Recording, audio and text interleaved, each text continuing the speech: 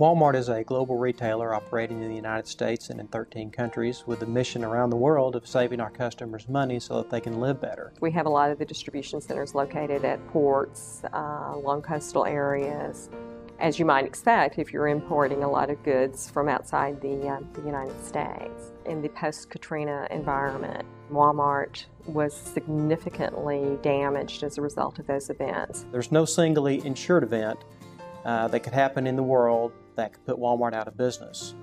So our approach to insurance is different. The individual store locations, even if we have several locations damaged in an event, the business will shift a bit rather than just being completely lost. And with Walmart's financial size, we don't necessarily need insurance to go back out and build stores. We have the cash flow to do that. We needed a solution that would take care of huge values exposed in the distribution centers where we did want some catastrophe protection for named windstorm. So what Walmart has to look at is, from a broad perspective, what is the best use of our money?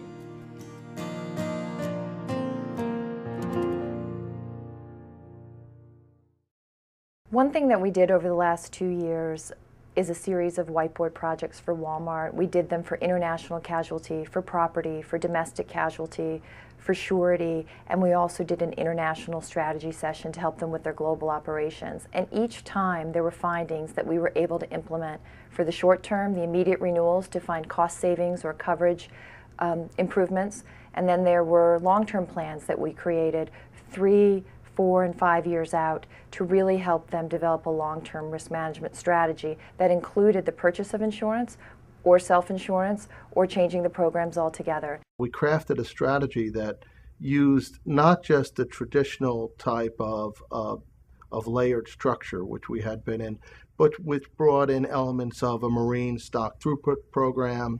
We used what I'll term as a carve-out type program in Europe, basically taking our non-U.S. assets and putting them into an alternative program in Europe.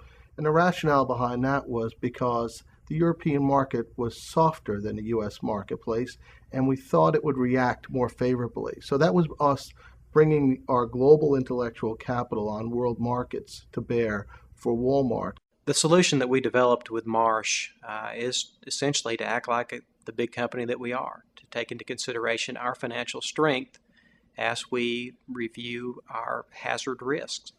And that requires us to oftentimes recognize that insurance is not the best bargain. It's not where we need to place our money. Instead, we should be retaining those risks.